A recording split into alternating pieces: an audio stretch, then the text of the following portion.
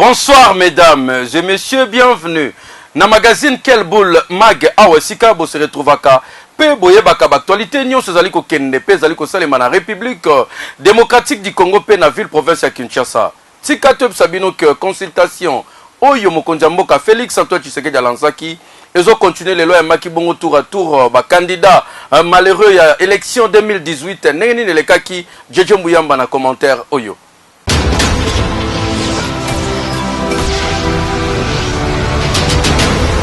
Quatrième jour, il y a consultation au chef de l'État, son Excellence Félix Antoine Tshisekedi Tshilombo Azali Kosala na palais de la Nation. Ayamba Kibongo, ba candidat malheureux, il y a élection présidentielle, il y a 2018. Et Zala Kibongo, Seth Kikuni, Marie-José Ifoku, Noël Chani, Kinke Mulumba, Gabriel Mokia, Théodore Ngoipa Zala Kiwana na Pointe, ba sololi na mokonzi mboka, kasi kokamwe ezali ke ndenge omoni bango boye baki ensemble. Kasi mutu na mutu azalaki na idée na ye pe asololi na ndenge na ye pa chef de l'État, donc moko na moko a bendi très côté na ye yoka communication oyo. Ce qu'il vous a dit dans son message, il a répété. Donc pour moi c'est fini cette relation. Alors maintenant il doit avoir une majorité pour pouvoir soutenir son action pendant les 5 ans, n'est-ce pas? Alors s'il va laisser les autres là des FCC qui querellent partout, ils n'ont pas de respect vis-à-vis de nous. Ils ont bloqué le ministère des Finances contre ceux qui soutiennent Félix. Ils voulaient bloquer la justice contre ceux qui soutiennent Félix. Ceux qui soutiennent Félix, nous autres, nous sommes un peu une petite minorité. Mais c'est le peuple qui a la majorité dans cette affaire. Donc le président, nous l'avons mis devant ses propres responsabilités. Il doit se définir pour pouvoir faire partie de tous ces gens et gérer son pouvoir, parce que je sais que les difficiles, les gars disent non, le président ne peut pas dissoudre le Parlement tout de suite parce qu'il faut qu'il y ait des difficultés entre le Premier ministre, le gouvernement et l'Assemblée nationale. Mais vous êtes d'accord avec moi, le gouvernement et l'Assemblée nationale, ce sont les oiseaux de même plumage. Mais lui doit se définir pour chasser ces gens, comme ça vous allez vivre la paix. Nous avons tous reconnu que le pays a été géré par une coalition, la coalition FCC-Cash. Et cette coalition, à l'intérieur, il y a des gens qui veulent que le gouvernement puisse réussir, que le chef de l'État puisse réussir. Il y a des gens qui font tout pour qu'il puisse échouer. Maintenant, le fait qu'il ait reconnu que les choses ne marchent pas comme il faut, et le fait qu'il ait appelé tout le monde à venir autour d'une table qu'on appelle donc une sacrée, c'est une position que nous partageons. En tant qu'ancien candidat à la présidence de la République, nous avions tous des visions que nous voulions mettre donc en place pour développer la RDC au profit de tous. Ba candidat malheureux, bazala ki bongo et pas chef de l'État basololi ki toko, kasi grand absent ezali bongo, Martin Fayoulou Madidi, oyo ti lelo azali nanu ko réclamer vérité des urnes, oyo selon ye alobaka bayiba et victoire. Affaire à suivre. Ekei! Théodore Ngoy azali bongo candidat malheureux ya 2018 élection présidentielle bobo sanata pe ko soana chef de l'État na kobimana ye azanga ki pete ko beta lisolo ya deux juges oyo mokonzi mboka a remplacé bango na cour constitutionnelle boyebi ke ekrea ki polémique ko sakana te alobeli pe ma dissolution ya parlement nyonso na micro ya ba journaliste bazaki sur place.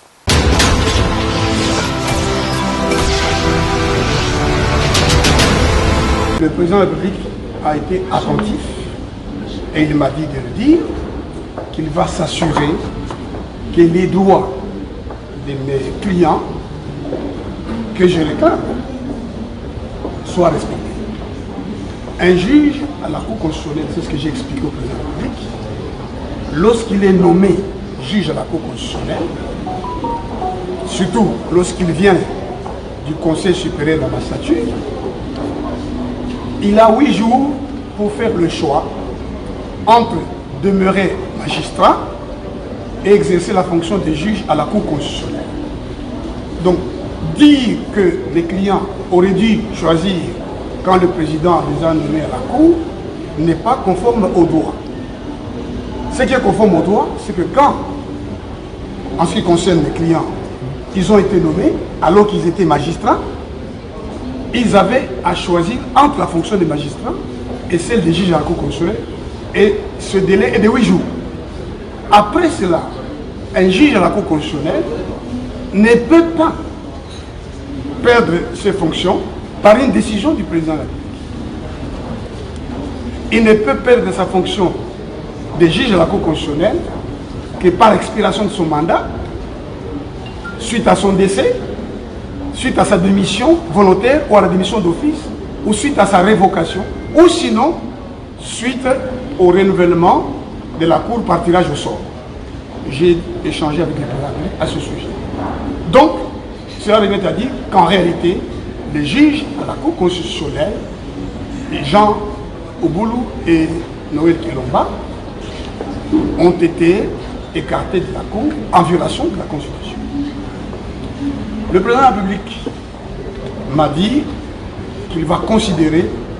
les droits qui les concernent, en particulier le fait que quand on cesse d'être juge à la Cour constitutionnelle, on a droit au salaire pendant 2 ans. On reste juge à la Cour constitutionnelle pendant 2 ans. Donc le président de la République m'a dit qu'il va examiner la question. Voilà, sur ce point. Consultation mokonza mboka iso lobisa bato ndenge na ndenge. Population ya Kinshasa batikali simate. Après koyamba Jean-Pierre Bemba misu bazobi tuna eske lamuke kufite awa ko Moïse Katumbi akokoma deja lobi na Kinshasa.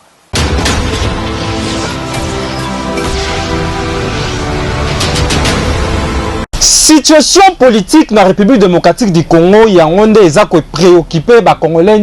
surtout les Cambodgiens, consultation au chef de l'État Félix-Antoine Tshisekedi a initié qui depuis lundi dans les Cambodgiens, consultation s'est déroulée. Les chauffeurs à taxi, les Kinois, les fonctionnaires à l'État s'intéressent qui mingi dans les Cambodgiens, consultation surtout le président de la République Nenga Yambaki Moko, il y a le leader, il y a Lamuka Jean-Pierre Bemba, Pena Moïse Katumbi, Nenga Bazo Zelaye samedi oyo. Lamuka jusque-là, Lamuka ezalaki plateforme électorale. Makambo Lamuka président lobi te que non nazo senga consultation na Lamuka na lingina consulter Lamuka te. Président lobi na lingina consulter mutu nyonso. Yango ndo monaki ndeko na biso Jean-Pierre Bemba chairman akendaki koyoka oyo ndeko na ye azokanisa pona mboka. Yepe ayebisi ndeko na ye que non ngana moni tosala boye pe mboka na biso ekende liboso. Yango pe komona que non mona mboka Katumbi Chapwe atiki katanga azoya lobby po aya kosolo na ndeko na ye Fachi Beton po bamona ndenge nini mboka na biso ekokende liboso. Ezali kaka te que non mutu akoya po azwa mosala. Soki Martin Fayulu aboyi koya ou bien babengi ye te. Ezali obligatoirement te ayate ou bien ezali obligatoirement te aboya. Ya moni que non akoya te ou bien so babengi te. Donc ça ne dérange pas ou bien eko perturber eloko moko te. Oyo nyonso akomona akende. Akokende, oyo nyonso président akobenga ye, oyo pe président akobenga ye te. Ye moko akokende kosenga que non président azala mayele na ngai oyo nalingi na yebisa yo po omona ndeni ni yakoma mboka na biso liboso. Na moko na landaki message ya Moïse Katumbi. Alobaki ke Lamuka tokende kosala nini ko répondre na invitation. Mais na Lamuka tozomona kaka Fayulu te. Fayulu ata vandi aza na importance te po Fayulu na décidé ye moko nda aza député ata vandi na ye problème eza te. Yo moko monaki lobi Jean-Pierre Mbemba bakutanaki basololi Moïse Katumbi pe samedi azawa akoza déjà na bakoyamba ye et pas Fachi. J'espère que non lokola bomoko tomoni ekomi kokota Kabila okende naye. Espérons que consultation initiée par le chef de l'État et qui aboutir dans changement malamu pour mboka pe développer. EKI Boyebike équipe ya quel boule mag kitaki bongo na inga sur invitation ya DG Asnel Jean Bosco Kayombo pona kotala misala makasi zali ko sale makuna ba réhabilitation pe ba groupe lokola 16 24 oyo déjà et côté en service pe zali en réseau ndenge Kinshasa lela ki courait baby ba konjamboka ba travailler d'arrache-pied sur solution déjà bozali ko constater yango netika bozaki na biso botela déroulement ba travaux nyonso makasi salamaki na niveau ya inga Asnel à travers kandeko soko yebite.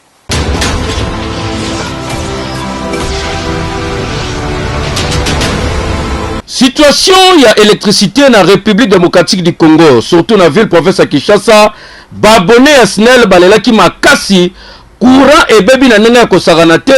effectivement ezalaki parce que mise en arrêt il y a quelques groupes à niveau ya Inga 1 to Inga 2 yango nezalaki à la base awa tozali na province ya Congo central na barrage Inga esika wapi rédaction ya Kelboul Mag eyaki kotala ndenge baaktivité zali kosalema bakonja SNEL baautorité ya gouvernement tour à tour babandaki kokita sur place mpona koyeba nini ezali kosala ke ville ya Kinshasa ekota na molili délestage prolongé population babone mingi bakomaki même kofinga koloba n'importe quoi par rapport ya badirigeant SNEL alors que problème ya makasi ezalaki awa na niveau ya Inga esika wapi ba réhabilitation pe ba travaux ya maintenance ya ba groupe ezalaki kosalema. Il faut koyeba ke ville province ya Kinshasa SNEL atindikaka bongo 560 megawatts comme puissance oyo permetaka stabilité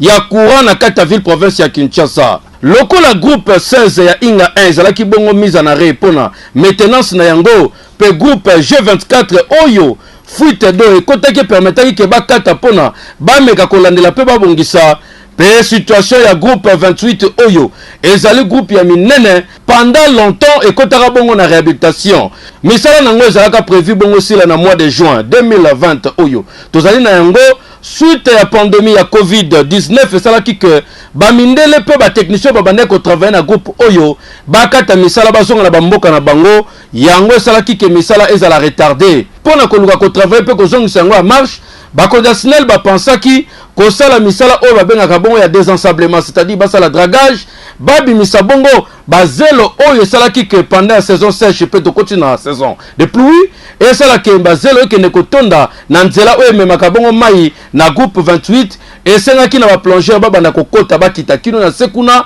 babanda kosala mosala ya kobimisaka zelo mpona kopermettre bango batravaille malamu bakonja SNEL babanzaki kozwa lisusu G27 oyo epesaka bongo puissance ya 162 megawatts bamettre yango en arrêt mpona kopermettre bato bazali kotravaille na G28 bazala bien protégé bazala sécurisé parce que tango bamachine wana minene tournaka mai ezalaka mouvementé ekoki mpe kobenda baplongeur mosusu bakende kokota na kati ya G27 mpe bakufa mpona koprotege bango esengelaki bamettre en arrêt G27 347 megawatts mobima ezalaki bongo déficit ya courant oyo eningisaki ville province ya Kinshasa badélestage problème ya courant ya bajour ebele obino babone ya SNEL bozalaki kolela tala information yango oyo misala ebandaki kosalema awa yango oyo SNEL abandaki kotravailler G27 G24 et puis G28 mais G27 ezalaki na problème te mais bazalaki kokata yango mpona komettre toujours batechnicien bazali kotravailler en sécurité. Vice-ministre ya ressources hydroélectriques et électricité Papi Mpungu na compte ya gouvernement akitaki sur place pona kwa kotala misala ndenge moko pe conseil d'administration SNEL oyo ekumbamaki bongo na PCA na yango ambassadeur André Alain Atundu Liongo bango nyonso bakitaki na Inga pona kotala pe koyeba nini ezali koleka kuna na étonnement pe kokamwa misala makasi oyo ba technicien ya SNEL babandaki kosala G16 oyo esengaki bongo 60 jours pona kosilisa misala tikino le 31 octobre oyo touti koleka metika tob sabino ke bakonzi bazalaki étonné ya komona ka parti ya le 30 octobre G16 ezongaki déjà en service et koti pe a réseau ezali kopesa bongo 57 megawatts ndenge moko pe tango vice ministre pe conseil d'administration SNEL bakendaki na G24 bakendaki kokamwa ke G24 koti pe déjà en service misala nango esili ezali kotindika bongo puissance ya 130 megawatts. Il faut koyeba ke tongo ba autorité balongwe ba matili kolo na centrale ya Inga depo na kota le sika wapi société PAM ba plongeur bazali kosala misala ya désensablement ya G28 ba kamwa ki komona déjà SNEL à prévoir kozongisa en service G27 oyo ezali kotindika puissance ya 162 megawatts à partir ya ba 16h kino na tongo pe ba kati à partir ya tongo kino 16h ba plongeur ba continuer ko travailler technique oyo SNEL la sali nyonso ezali pona kotindika bongo 347 megawatts oyo ville ya Kinshasa babandaki kozanga ndenge tozali koloba pe bino ba congolais bozali kotala image oyo bo constater déjà que stabilité ya courant ezongi na bandako na bino ça dépend esiko zaleli bokoko za na problème na bino ya délestage to problème ya circuit électrique na niveau ya ba câble ndenge zali ko bato cabine na bino zali na panne mais bato bazali na problème moko te ba constater ndenge courant ezongi kitoko elingi koleksa mosala makasi oyo numéro 1 SNEL Jean Bosco Kayombo Kayane tango bato bazali ko ganga bato bazali ko loba SNEL azali ko travailler te ye afanda ki wana te na bureau na ye mais azalaki toujours prêt ya ba technicien na ye pour na ko travailler na ko kende toujours na kolanda vision mokonzi mboka Félix Antoine Tshisekedi Tshilombo pour na ko pesa na bana Kinshasa pe bana Kongo mobimba lotiliki oto zali ko luka eke yo oui winner ezali ko betama partout na République démocratique du Congo kaka na ville province ya Kinshasa te botala na Congo central ndenge nini na shop ya Matadi bandeko bazali mobiliser koya ko parier na ba genius oyo winner atia na disposition na bango surtout winner loto ndezo kanga masolo po batu mingi bazo espérer bazala ba milliardaire pe ba millionnaire na franc congolais grâce à winner loto.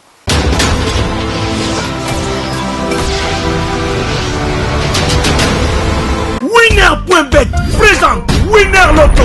Tini wana boso beta winner ezali lelo occasion ba congolaise nyonso bazo beta pe bazo préférer parce que à travers winner lelo bande kwebele ba komi ko se retrouver net na winner loto ezo permettre ba congolais ba koma ba millionnaire ba gagner mbongo ya ndenge na ndenge à travers jackpot ya 100 millions de francs congolais et puis super jackpot oyo ezo koma même tina 1 milliard de francs congolais à partir ya 500 francs ya pamba soko sombi ticket na yo ya jeu oponi 5 numéros ya bien obakisi moko ya super bowl tango ba tirage ezali ko salema bande kwebele bazo sepela kala mingi te bokoyoka millionnaire milliardaire tokanisa ki winner ezobeta makaka na ville province ya Kinshasa nzoka ezobeta ma Congo mobimba partout neti awa toza bongo na Congo central na ville ya Matadi tala awa na shop ya Matadi ya winner ndenge bandeko batondi ebele bozana idete kozela tirage au sort ndetu esalamaka mardi eyindaka mabe bazali kozela ndenge moko pe bandeko oyo bazelaka bongo tirage oyo esalemaka mokolo ya vendredi bazelaka mpona bayeba soki bango nde bamillionnaire to bamilliardaire ya mokolo wana na winner tokuti baje ya ndenge na ndenge ezali kobetama awa ebongo tokuti bapari ya ndenge na ndenge moto na moto azali koparier ça dépend ya choix na ye tokuti bandeko mosusu bango bazali koparier kaka na bamatch oyo ezali kobetama na baligue ya ndenge na ndenge concentration bien batike na bango na pointe misusu ta ndenge bafai na gauche misusu na droite bazosepela déjà bazoganye bongo mpona baparier oyo batelemi devant écran na bango bazali kolandela kaka bacourse ndenge ezali kosalema ya bachevaux mpona bayeba modele baparier soki yango mpe bachiffre oyo ekobima eza somo awa na Matadi winner azali ko gagner na ndenge ya kosakana te bandeko bazali ko se retrouver ndenge ambiance ezali ko se manifester kotoyo bongo tango ya tirage oyo esalemaki mardi bandaki bota la concentration ndenge bandeko bazali kotala ba chiffre na machine ndenge ezali ko baluka netika bozalaki kuna ko kamwa. Très important à savoir, ceci est un tirage qui se déroule sous le contrôle d'un huissier de justice, des officiels winner loto, mais aussi d'un public témoin. Madame, Messieurs, d'entrée de jeu, on accueille donc le 7, qui est notre tout premier numéro de cette très belle soirée. Sortez vos bulletins de jeu, vérifiez si vous l'avez trouvé. En deuxième position, on accueille donc le 38, quel sera le troisième numéro de cette très belle soirée. La machine est bien en train de mélanger le boule. Elle nous sort donc le 41. En jeu ce soir, un jackpot estimé à 117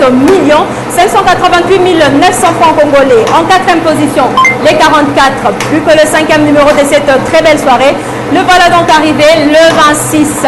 Il ne nous reste plus que le numéro de la super boule. Mesdames, Messieurs, fini les suspens. Le 37 est donc le numéro de notre super boule. Revoilà ensemble avec vous la combinaison gagnante de la soirée. Sur vos tickets, vous fallait nécessairement avoir le 7, le 38, les 41, les 44, le 26, mais aussi le 37 qui est donc le numéro de notre super boule. Eh, papa, maman, tika na yebisa yo, mwana Kinshasa partout zali, kende na ba shop nyonso ya ville Kinshasa, obeta winner na yo, parier na ndenge lingi, bato bazali ko gagner na winner bato bazozwa ba mbongo ya ndenge na ndenge. Surtout winner loto, yango ne kangi masolo mikolo yo, soko betaki te, misombela tike na yo, mokolo vendredi, tirage monsieur ko salema, tango musu yonde mvandu, yonde millionnaire, yonde milliardaire. Na winner ya kosambe zate. Keyo, we. Osumbi déjà tike na yo. Fini wana boso beta. Winner. TV Loterie ezokena kosila na sengi na yo ndeko congolais mama welela mbango kene ko beta developer na ba cyber café Jaffa ndenge Monsieur Amani patron ba cyber apesi communication oyo.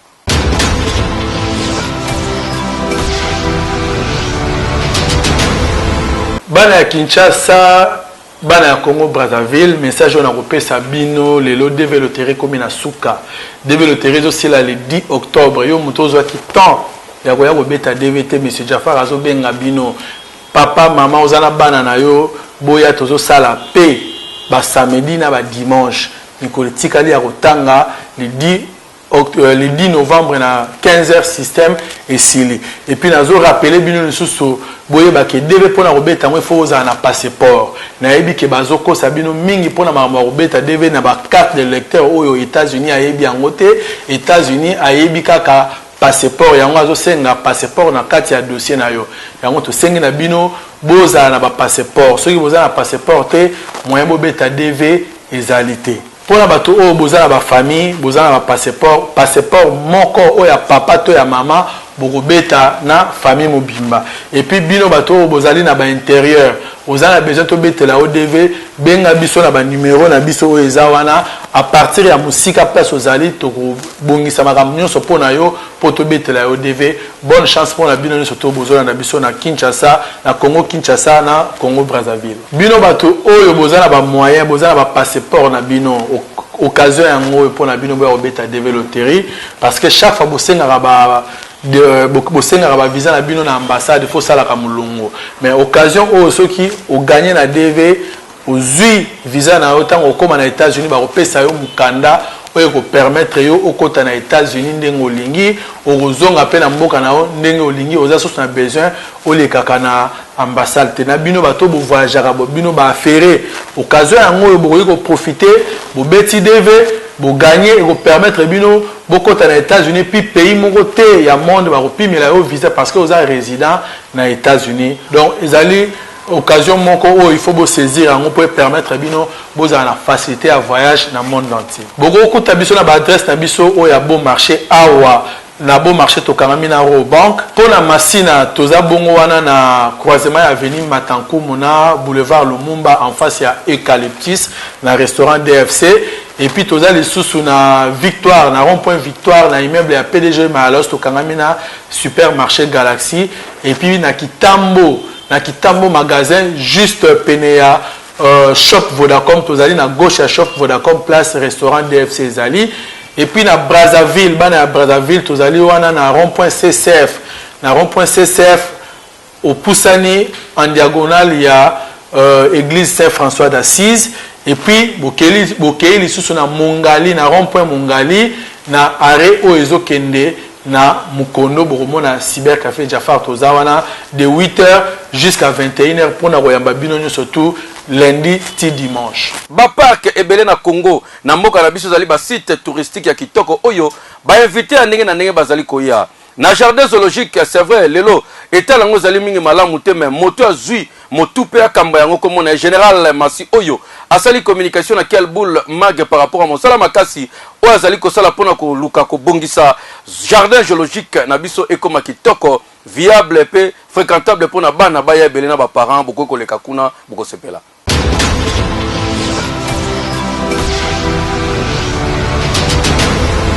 Mission accord PPM les apprendre à lutter contre les braconnages. Pour le moment, les braconnages,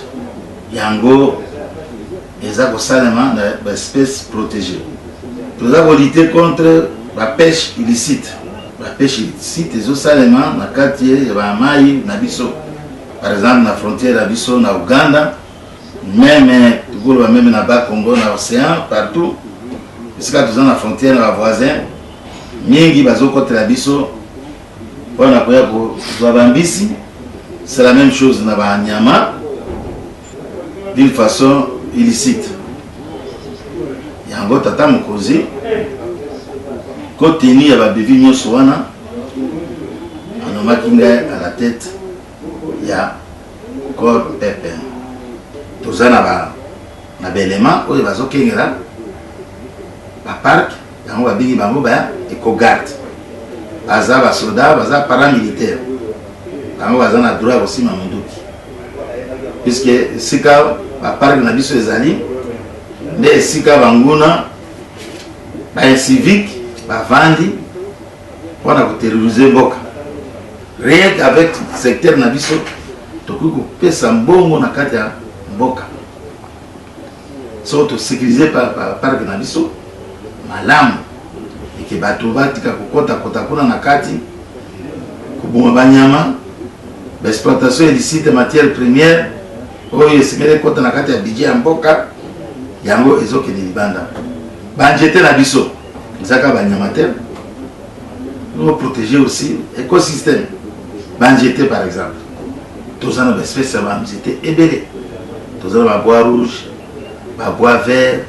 babois jaune babois noir oyo eza kopesa mbongo très coûté toza kosenga na niveau ya gouvernement barenforce biso bamoyen pour que to atteindre l'objectif na biso ndenge commandant suprême aligné to promouvoir le tourisme ezonga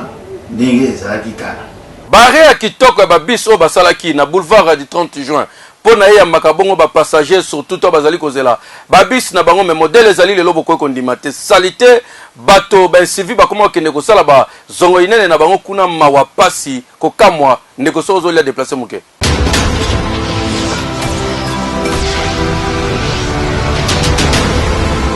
na gare centrale ya ville province ya Kinshasa sur boulevard du 30 juin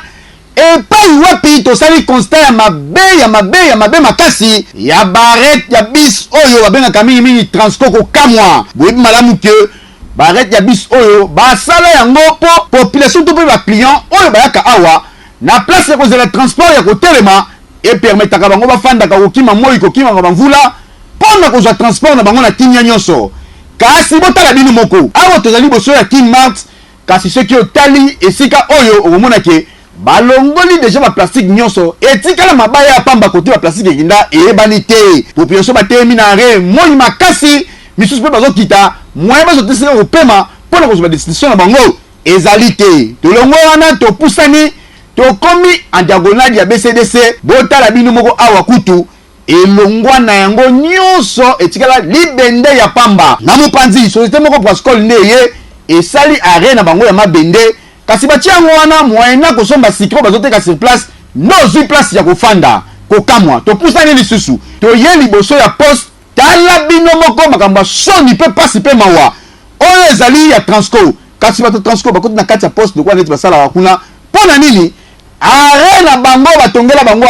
tala salite donc bato baneni ya konena awa basalite solo constat ezake bato kuto bazoleka awa soki bazoleka bazokanga bazolo na bango po moyen korespire eza te na mibale so elandi donc tro mokoka baneneni yango moyen tofanda a eza te po dega solo koyamba yo tifoidi okozona esika oyo oza na ide te topusana oyo sonas enga ye awa kuta koma na ndako alinza liboma tala ndenge avandi na ye na bakoli na ye entamo ekangi ye abandi komatisa bilamba likolo neti asala tol to pase protéger na moi tala ndenge azobundana oyo wana mosusu kuna mutu kuta afandi na alali pongi tala ndenge azonimba na ye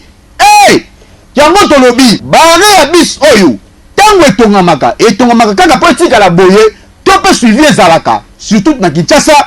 toza na logique moko ya kosala eloko kasi suivi esalamaka te biloko boye esengeli kolandelaka yango malonga mpo eza nanu na beauté ya ville ya Kinshasa eza permettre mpe population bafandaka bazelaka transport sususu ni moi to mpe mbula ezali kobeta mais kasi oyo komi ya basalite ya boye bano oyo baza kaka na ville awa mon général Sylvano Kasongo soki mpe botrake bano bashege batambolaka mingi na boulevard oyo basalaka babevi ya boye basalite ya boye konena boye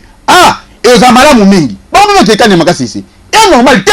bakonzi balekaka na salite na solo boye eyaka nini. Merci pour la fidélité à Kweba Kebozo. Continuez comme ça la confiance. Na quelle boule mag awa oyeba na peba yeba yo. Ça la confiance na mosala ba professionnel oyo. Ezali ko sale ma côté oyo ya ko sambe zate. Talaga binot. Boa kitoko yo wapi. Elenge yo wapi. Eke yo oui.